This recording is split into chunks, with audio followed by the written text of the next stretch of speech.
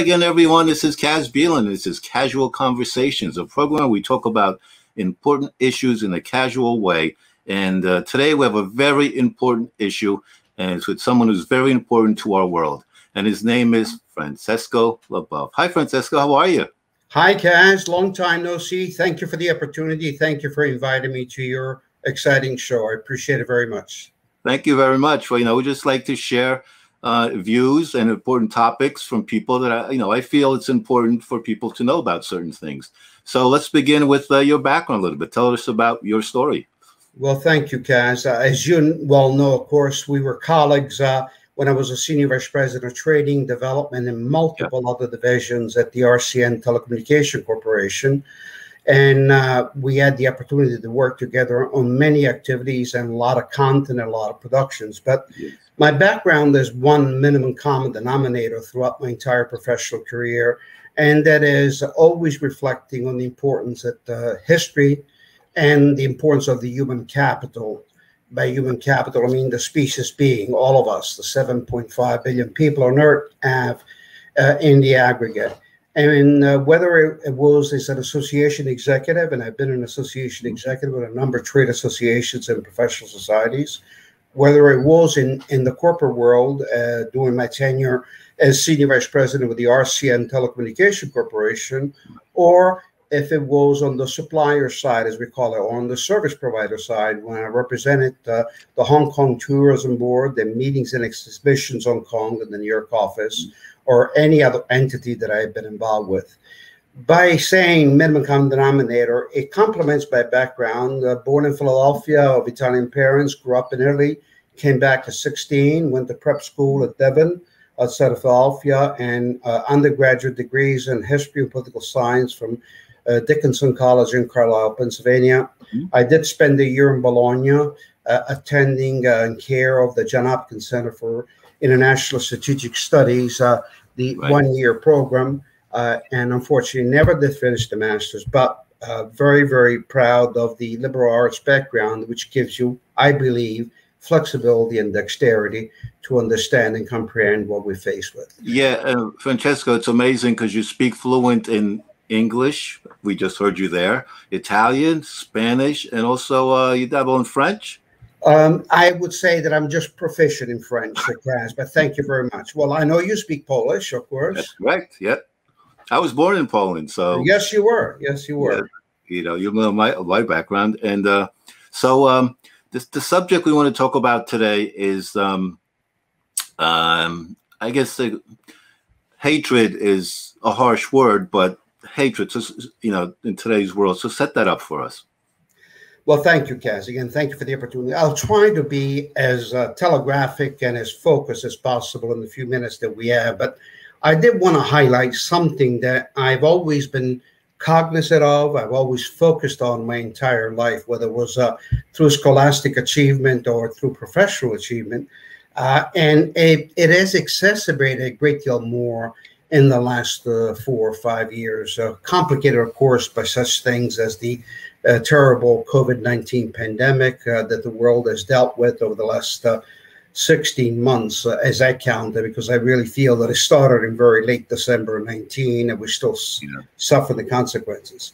The focus of what I wanted to share with you, and hopefully it may resonate and be of importance to your audience, or at least I hope so, it is to me. I call it a vacation in navigation. I am a firm believer that by studying history as well and as often and as frequently for as long a period of time as I have, I realize that there are so many different activities that human beings get involved with, most of them necessary, most of them productive, but some of them totally unnecessary, very detrimental, and cause a very negative effect. Having said that, what I wanted to talk to you about is I would like to encourage the possibility of a national dialogue and ultimately global, but we'll be modest. We'll start with a national dialogue on how to address the systemic and endemic existence of hatred. And I know, yes, it is a negative word, but we have to address it and come up with a solution.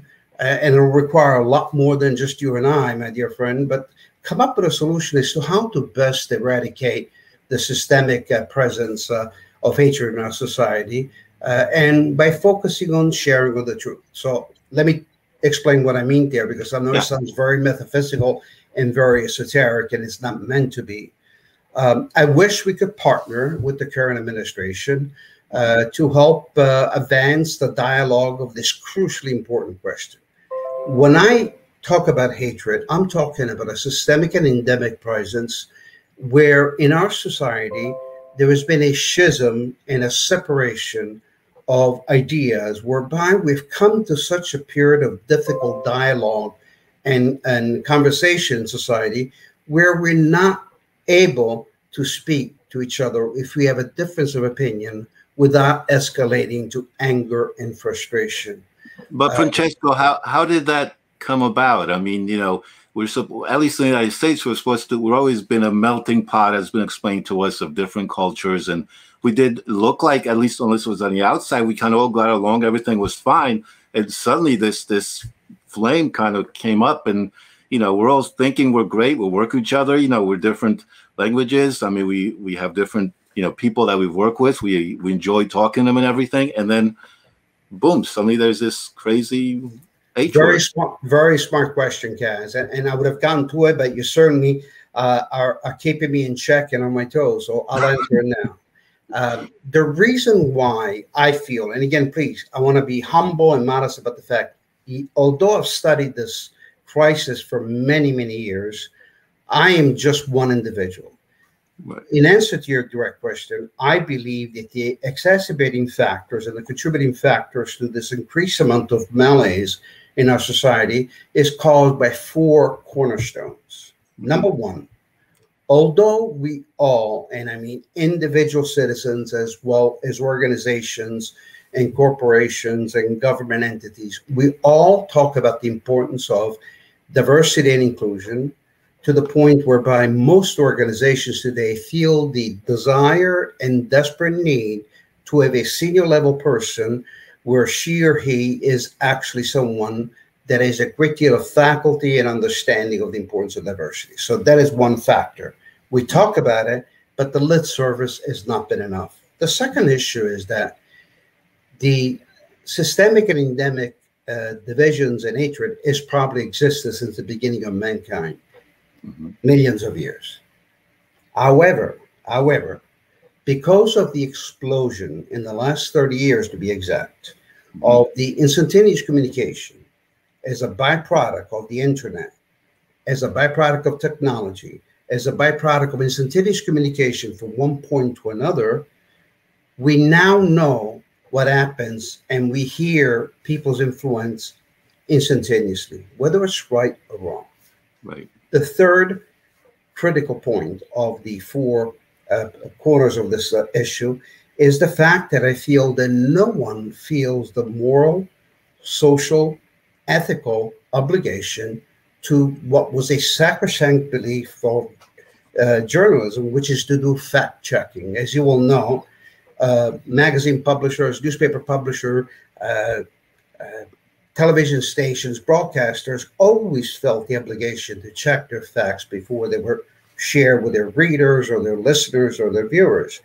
And unfortunately now, there are multiple different crazy theories that are emanated and distributed instantaneously where no one is checking the accuracy. And the fourth and final cornerstone of the foundation of this separation and schism, I believe, and again, please understand, these are my understandings, these are my analysis, these are my studies. I am not by any means the expert on it, but I've done a lot of reading, a lot, and I call it demographics. If you look at the population in the United States, not counting the 7.5 billion worldwide, but in the United States, we have approximately 330 million inhabitants.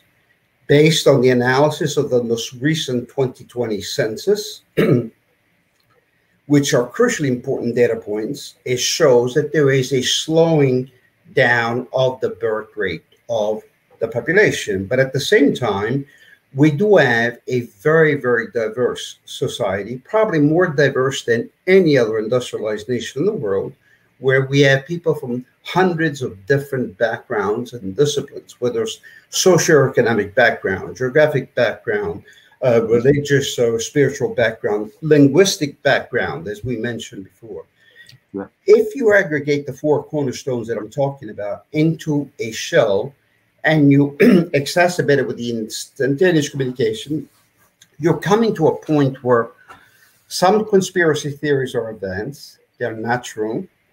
There is a fear that through demographics, and in fact, it is a proven point that by 2032, astute demographers are teaching us, that have been trying to teach us for a while, that by 2032, which is only 11 years away, the white or Caucasian majority in the United States will no longer be a majority and will be a minority. So that, I believe, has contributed to the fear and to the cultural ignorance that I talked about. I have defined hatred in our society as the multiplication, the coalescence of cultural ignorance. I'm not talking about scholastic ignorance. You could have a sixth grade education and be the most culturally sophisticated individual. You could have a PhD and be the most culturally insensitive individual. It's a matter of understanding and appreciating the beauty of diversity. That's well, Francesco, and I understand that. I mean, I came from the European background, I had to assimilate in American culture and language and everything. And I thought the internet would probably be a more positive, because you can research and find out information, so it's a double-edged sword. First, it tells you information, and maybe it's information that you want to hear, and you go to migrate to and say, hey, I believe this because they're my, like I listen to certain radio stations still, I watch certain networks because that's where I'm kind of my belief, and they reinforce your belief. So, I mean, how it's conflicting or helping, or what do you see with no, that? And again, kudos to you, Kaz. You sort of jumped ahead in a second, something I was going to address. That is the other component. I talked about the importance of history, and historians taught us that you need to know what happened yesterday to better handle issues, conflicts, and successes today, but more importantly, also to properly prepare for tomorrow. Simultaneously, stories have told us for generations and generations, in fact centuries, that the first time that something very tragic happens should be referred to as a tragedy. It's the first time we were not prepared. Let's assume we're talking about COVID-19. Although we have had similar type viruses, none like this devastating COVID-19. But if we allow the same historical precedents, which was disastrous to mankind, if it was counterproductive to the beliefs of mankind, to occur again under our watch, they call it a farce. So if a tragedy occurs the first time, in and of itself, in a vertical segment, that is a tragedy. If we allow the same tragedy to occur again under our watch while we knew about it, that is a farce. I talked about the importance of history. I told you about the four cornerstones that I believe in. Let me tell you the other science that I've relied upon. Not that I'm a master of it, but I think is a phenomenally important science, and that is physics. To synthesize it to pedestrian terms, because I'm not a physicist, but I studied it, physics teaches us that it's clearly evident, evidentiary information, facts, that for every action, there is an equal and opposite reaction. So in answer to your great question, I'm sorry to have rambled on, I guess it's part of my Italian rhetorical background. To answer your second great question, Kaz, why is the internet, that is supposed to be such a democratizer of information, such a positive thing, a negative also? It's because indeed, if you look at history and you combine it with physics, for every good thing, there is also some consequences that we have to be mindful. You can democratize the process of distributing information, which is very important, so we connect the world quicker. But at the same time, we need to provide some minimum common denominators of decency and civility and cultural education and understanding and empathy for others. You cannot just go out there and start programming and distributing information that is not true. And that is the systemic and endemic problem. I'm So, going to give you two and I'm sorry, sir. Go ahead. Go ahead. so what do we do? Oh, very good. I'm going to give you two comparisons. One is to help the younger, newer generations be aware of the fact that we do not need to grow up with these inherent bias and hatred. We are all human beings.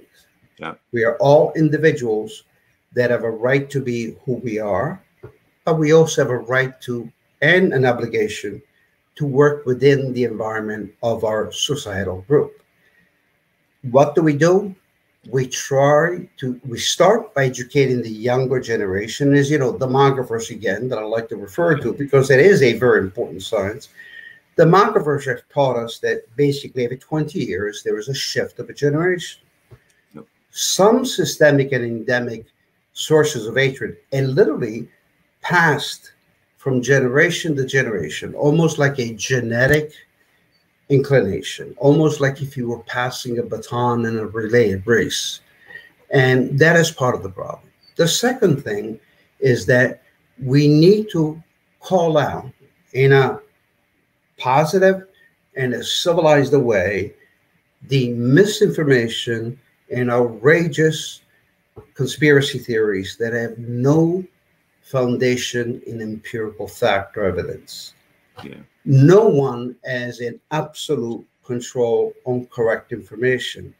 None of us are perfect, but all of us at the same time must have the obligation to appreciate the beauty of diversity. Yeah. Know that there's different beliefs, different religion, different sexual persuasions, different ways of spiritual admiration. We all have different preferences.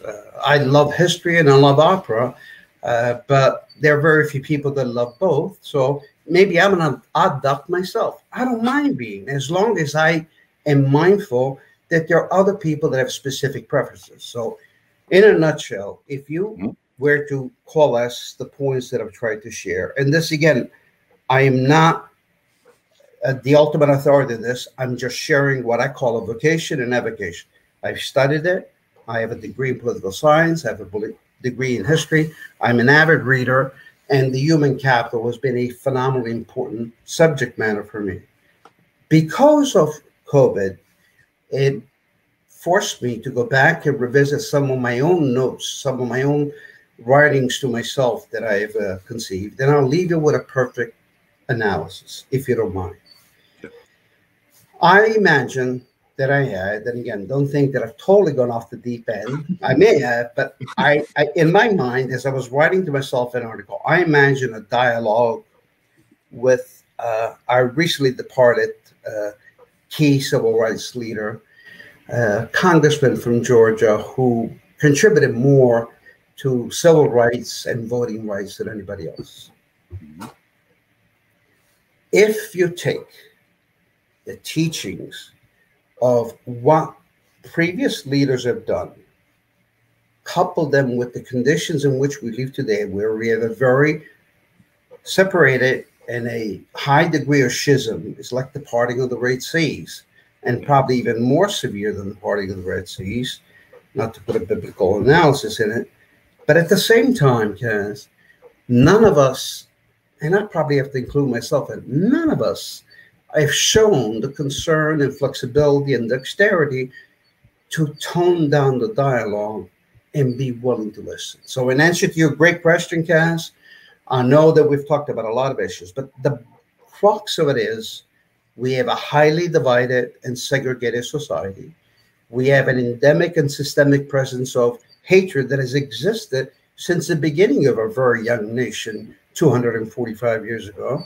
But at the same time, because of the advancement of phenomenal technology and instantaneous communication, that information is communicated in such a rapid way without concern to accuracy, truth, empirical evidence, and we are overlooking the fact that a lot of it is based on falsehood. So educate the next generation, try to tame and dial down the dialogue.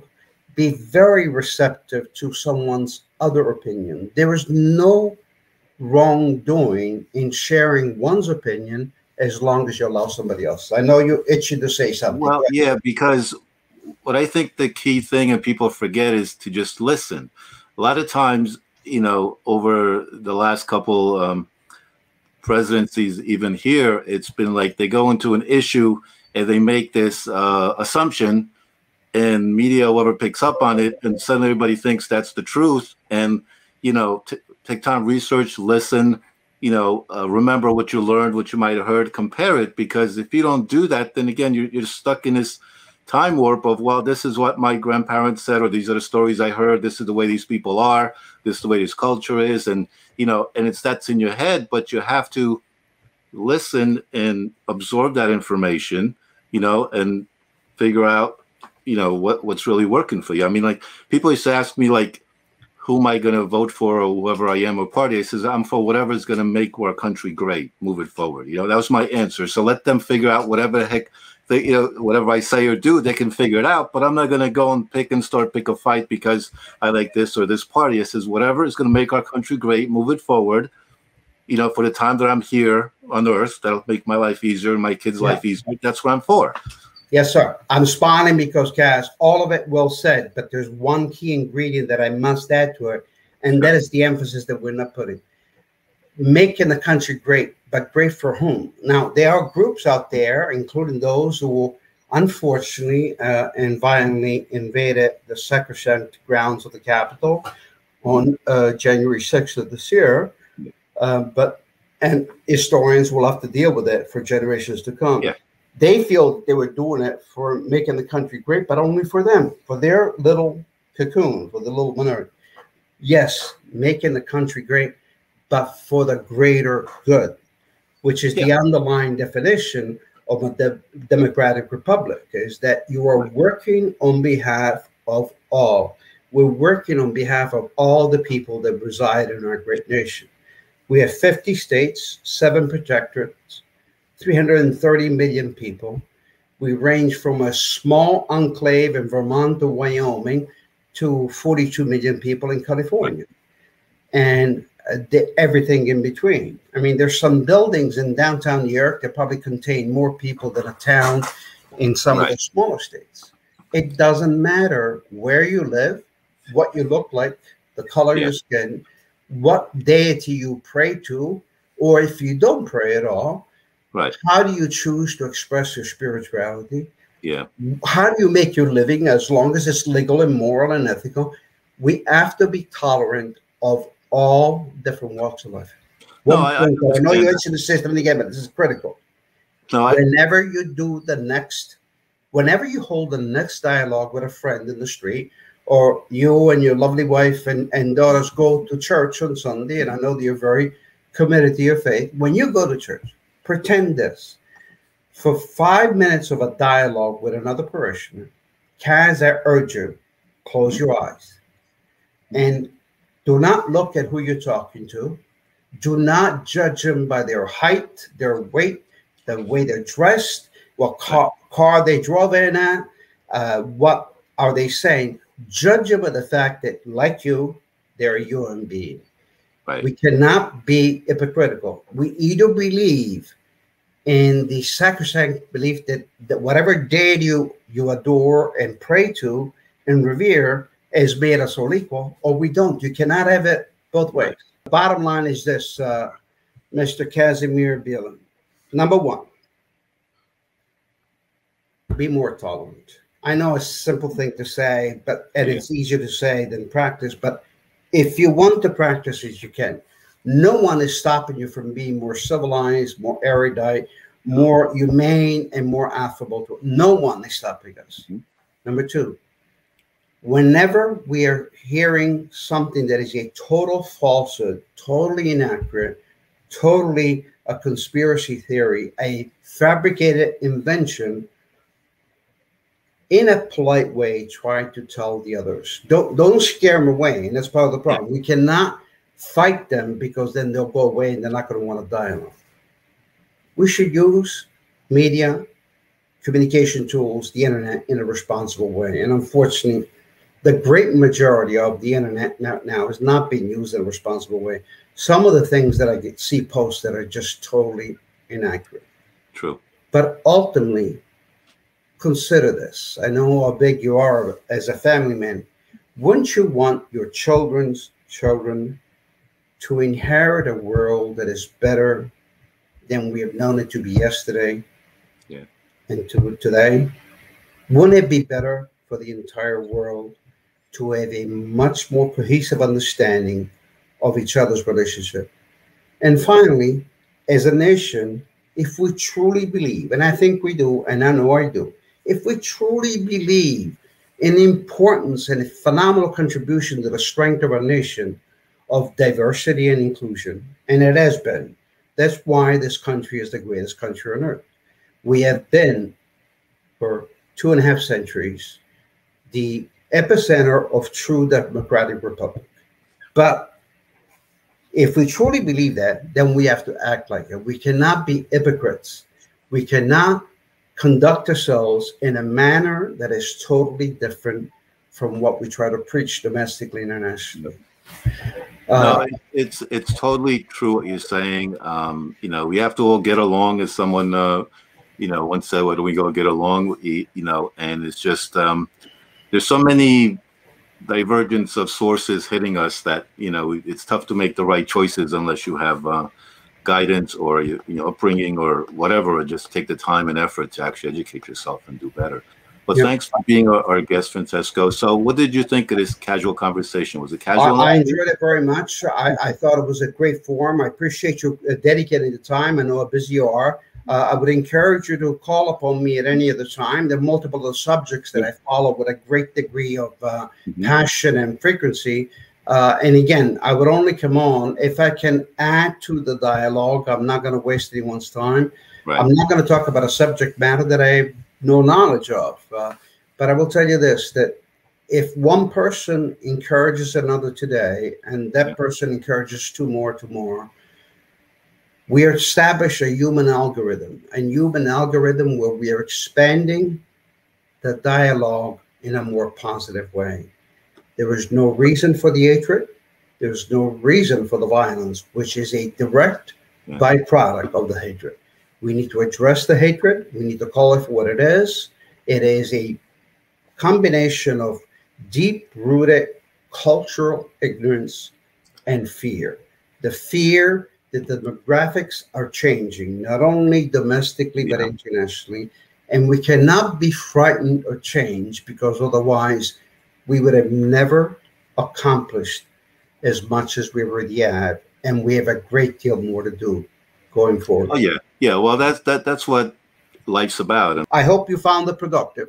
No, it's very productive. And, you know, we can put information if people want to contact you below the video when we post it. And till next time, hey, have a great casual conversations, Francesco. And anybody else you want, okay? Give you permission. All right. See you. Thank you.